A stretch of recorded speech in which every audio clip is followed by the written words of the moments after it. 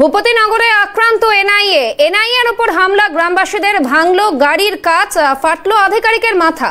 মধ্যরাতে অচেনাকে দেখলে যা হওয়ার তাই হয়েছে, মমতার মন্তব্যে গ্রামবাসীদের সমর্থন। মধ্যরাতে অভিযান নিয়ে প্রশ্ন তৃণমূল নেত্রীর, তবে কি হামলার ঘটনাকেই সমর্থন মমতার, উঠছে সেই প্রশ্ন। একেবারে যেমনটা আপনারা দেখলেন, ভূপতিনগরে এনআইএর আধিকারিকদের আজ আক্রান্ত হতে হলো এবং মধ্যরাতে অচেনাকে দেখলে যা হওয়ার তাই হয়েছে, এমনটাই জানাচ্ছেন কে? জানাচ্ছেন রাজ্যের মুখ্যমন্ত্রী মমতা বন্দ্যোপাধ্যায়। অর্থাৎ তার মন্তব্যে কি গ্রামবাসীদেরই সমর্থনের বিষয়টি উঠে আসছে? ভূপতিনগরে যেখানে হাইকোর্টের নির্দেশে তদন্তে গিয়ে এনআইএ আধিকারিকদের আক্রান্ত হতে হলো, কেন্দ্রীয় এজেন্সির আধিকারিকদের আক্রান্ত হতে হলো, সেই ঘটনার পরিপ্রেক্ষিতে রাজ্যের মুখ্যমন্ত্রী কি বলছেন? তিনি বলছেন মধ্যরাতে অচেনাকে দেখলে যা হওয়ার তাই হয়েছে। অর্থাৎ তিনি কি পক্ষান্তরে গ্রামের যে বাসিন্দারা যারা বিক্ষোভ দেখাচ্ছিলেন তাদেরকেই সমর্থন করছেন? সেই প্রশ্ন কিন্তু বারবার উঠছে। তিনি বলছেন পুলিশকে কি জানিয়ে গিয়েছিল? কেন্দ্রীয় এজেন্সির আধিকারিকদের হাইকোর্টের নির্দেশে তারা গেছেন, দুজন তৃণমূল নেতাকে তারা আটক করে যখন নিয়ে আসছিলেন তাদেরকে আক্রমণ চালানো হয় এবং সেই ঘটনার পরিপ্রেক্ষিতে রাজ্যের মুখ্যমন্ত্রী বলছেন যে মধ্যরাতে অচেনাকে দেখলে, কেন্দ্রীয় এজেন্সির আধিকারিকরা অচেনা, মধ্যরাতে অচেনাকে দেখলে যা হওয়ার তাই হয়েছে, এমনটাই বলছেন রাজ্যের মুখ্যমন্ত্রী।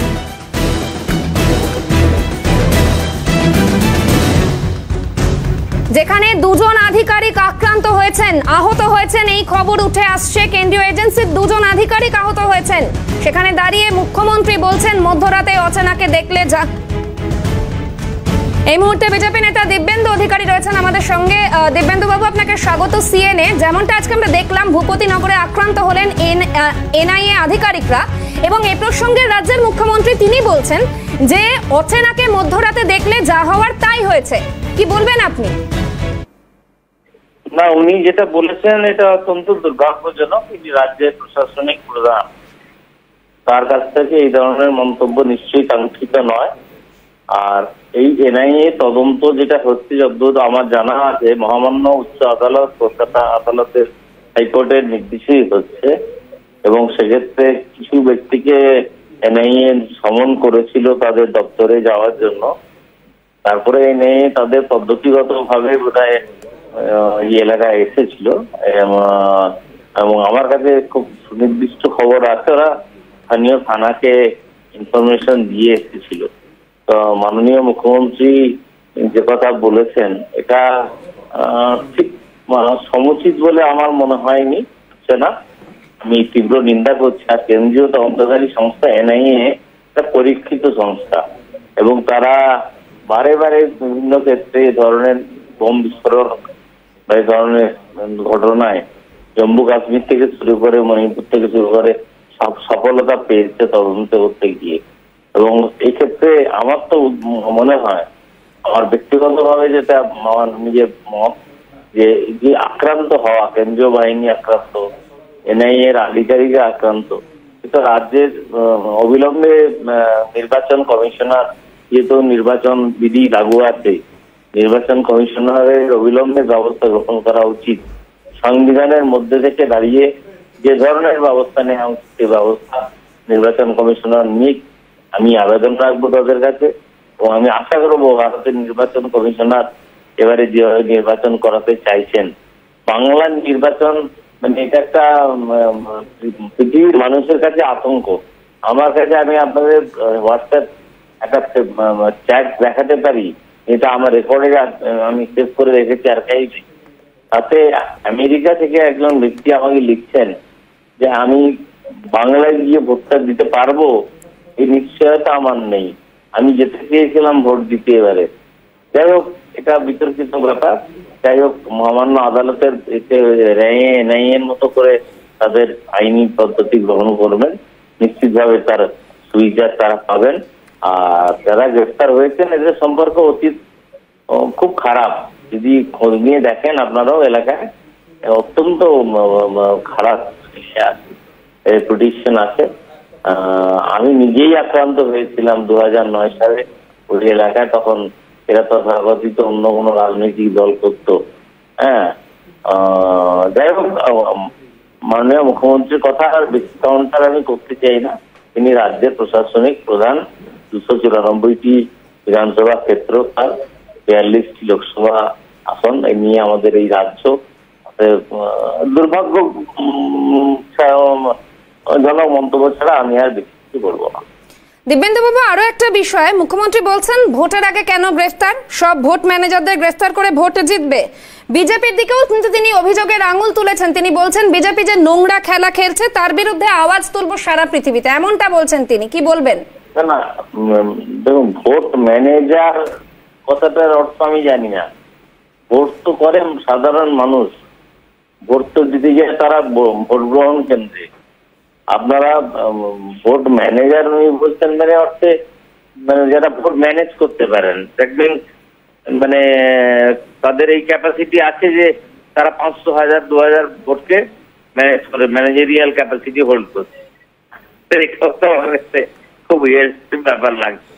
যাই হোক, এটা নিয়ে আর বেশি মন্তব্য না বাড়িয়ে ভালো। আমি এই ঘটনার তীব্র নিন্দা করছি এবং এনআইএ যারা আহত হয়েছেন আধিকারিক এবং আমাদের আধা সেনার জওয়ান, তাদের প্রত্যেকের দ্রুত আরোগ্য কামনা করছি এবং এনআইএ কে বলবো শক্ত হাতে যেন এই তদন্ত তারা এগিয়ে নিয়ে যেতে পারে। তার জন্য মহামান্য আদালতের দ্বারস্থ হওয়া তাদের বাঞ্ছনীয় বলে আমি মনে করি। ধন্যবাদ দিব্যেন্দু বাবু। আমরা কথা বলছিলাম বিজেপি নেতা দিব্যেন্দু অধিকারীর সঙ্গে। যেরকম বিষয়টা দেখা যাচ্ছে যে এনআইএর আধিকারিকদের আজ আক্রান্ত হতে হলো, হাইকোর্টের নির্দেশে তদন্ত করতে গিয়ে তাদের আক্রান্ত হতে হলো, আর সেই বিষয়কে কেন্দ্র করে মুখ্যমন্ত্রী বলছেন স্থানীয় পুলিশকে জানিয়ে গিয়েছিল, নিয়ম তো পুলিশকে জানানো। তিনি বলছেন মধ্যরাতে যদি গ্রামের লোক দেখে তাহলে তারা কি করে বুঝবে মধ্যরাতে অচেনাকে দেখলে যা হওয়ার তাই হয়েছে, এমনটাই বলছেন তিনি।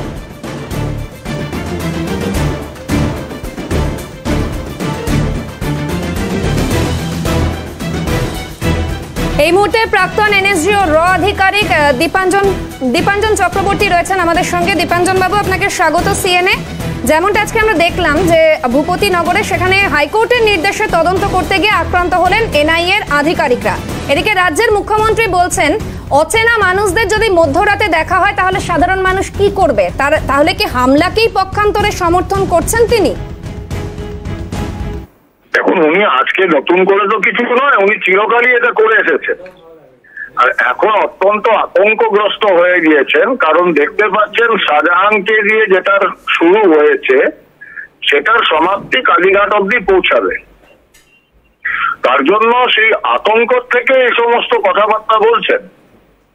নির্বাচিত সংবিধানের শপথ নেওয়া একজন প্রশাসনের প্রধান যদি এই সমস্ত কথা বলেন, তা আমার মনে হয় সেটা সরাসরি রাষ্ট্রবিরোধী ষড়যন্ত্র করছেন এবং উনি বেশ কিছু সন্ত্রাসবাদী বা রাষ্ট্রবিরোধী ষড়যন্ত্র যারা করে তাদের প্রোটেক্ট করা, তাদের আড়াল করবার জন্য চেষ্টা করছে।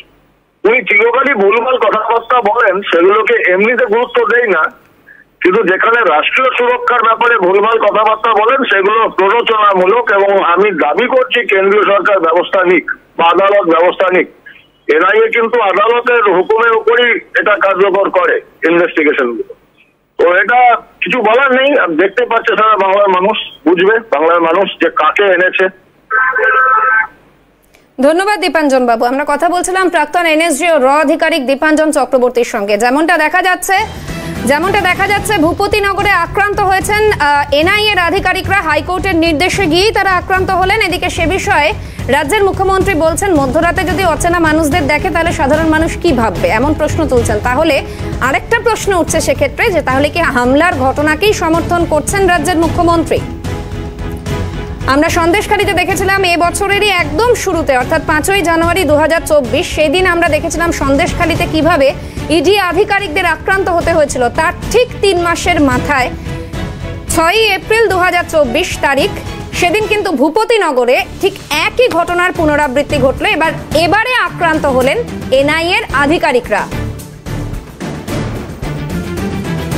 এনআইএর ওপর হামলা করেছেন গ্রামবাসীরা। আর সেক্ষেত্রে রাজ্যের মুখ্যমন্ত্রী তিনি কি বলছেন? তিনি বলছেন যে পুলিশকে কি জানানো হয়েছিল মধ্যরাতে যদি দেখে অচেনা মানুষদের তাহলে গ্রামবাসীরা কি বুঝবে, এই প্রশ্ন তুলছেন তিনি। তাহলে কি হামলার ঘটনাকেই কার্যত সমর্থন করছেন রাজ্যের মুখ্যমন্ত্রী মমতা বন্দ্যোপাধ্যায়। তিনি বলছেন বিজেপি নোংরা খেলা খেলছে, এই মন্তব্য করছেন তিনি। ভোটের আগে কেন গ্রেফতার, তার প্রশ্ন। এই মুহূর্তে দিলীপ ঘোষ রয়েছেন আমাদের সঙ্গে। দিলীপ বাবু, আপনাকে স্বাগত সিএনএ। যেমনটা দেখা যাচ্ছে যে ভূপতিনগরে এনআইএ আধিকারিকদের আক্রান্ত হতে হলো। মুখ্যমন্ত্রী মমতা বন্দ্যোপাধ্যায় বলছেন মধ্যরাতে যদি অচেনা মানুষদের দেখে গ্রামবাসী তাহলে কি করবে, তারা কি ভাববে, এবং একই সাথে তিনি বলছেন বিজেপি নোংরা খেলা খেলছে। আপনি কি বলবেন? ওনারা ক্যান্ডিডেট করেছেন কীর্তি আজাদ, উনি তো অচেনা, কই তার উপরে কি অ্যাটাক করেনি? চোর গুন্ডা বদমাস দেশদ্রোহীদের নিয়ে ওনারা রাজনীতি করেন। তারা এসে এখানে বম বন্দুক নিয়ে কারবার করছে, ফ্যাক্টরি করছে, গ্রামে গঞ্জে বম ফাটাচ্ছে, তো তার বিরুদ্ধে তো সরকার ব্যবস্থা নেবেই। এখন তারা লোকজন জুটিয়ে শাহজাহানের মতো সেই এনআইএ সিবিআই লোকেদের তাড়া করছে।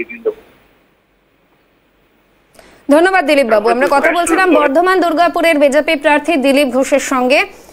ভূপতিনগরে আক্রান্ত এনআইএ এবং এই ঘটনার পরিপ্রেক্ষিতে রাজ্যের মুখ্যমন্ত্রীর কি মন্তব্য। রাজ্যের মুখ্যমন্ত্রীর মন্তব্য, মধ্যরাতে যদি অচেনা কোনো মানুষকে দেখেন স্থানীয়রা তাহলে তারা কি ভাববেন। এই ঘটনার পরিপ্রেক্ষিতে সুকান্ত মজুমদার তিনি ঠিক কি বলেছেন শোনাবো আপনাদের।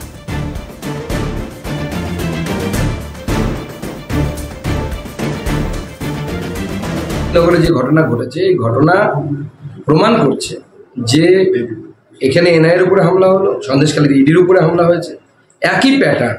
এটা প্রমাণ করছে যে কলকাতা থেকে প্ল্যানিং করে এটা করানো হচ্ছে এবং এর পেছনে মমতা বন্দ্যোপাধ্যায়ের অনুপ্রেরণা, অভিষেক বন্দ্যোপাধ্যায়ের প্ল্যানিং আছে। এবং যেভাবে হামলা হয়েছে এটা তো এনআইএর উপর হামলা না, ভারতবর্ষের সার্বভৌমত্বের উপর হামলা।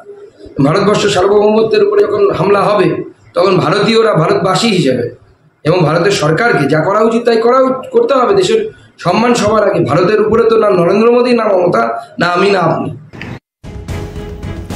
যেমনটা দেখলেন সন্দেশখালীতে যে ইডির ওপর হামলার ঘটনা, এবং সেই ঘটনাকে কেন্দ্র করে আবারও তোলপাড় হয়েছে গোটা রাজ্য। 5ই জানুয়ারির পর এবার 6ই এপ্রিল দেখা গেল আবারও কেন্দ্রীয় এজেন্সির আধিকারিকদের তাদের আক্রান্ত হতে হলো। সেই একই কায়দায় কার্যত বলা যায় যে আজ ভূপতিনগরে আক্রান্ত হলেন এনআইএর আধিকারিকরা। আর সে প্রসঙ্গে রাজ্যের মুখ্যমন্ত্রী তিনি কি বলছেন? তিনি বলছেন মধ্যরাতে যদি অচেনা লোকদের দেখে তাহলে সাধারণ মানুষ কি ভাববে। অর্থাৎ তার কথায় কিন্তু কার্যত যেটা উঠে আসছে, যে প্রশ্নটা উঠে আসছে, যে তাহলে কি তিনি গ্রামবাসীদের এই এহেন আচরণকেই সমর্থন করলেন, এই হামলার ঘটনাকেই কি সমর্থন করলেন মুখ্যমন্ত্রী? এই প্রশ্নগুলো কিন্তু বারবার উঠে আসছে।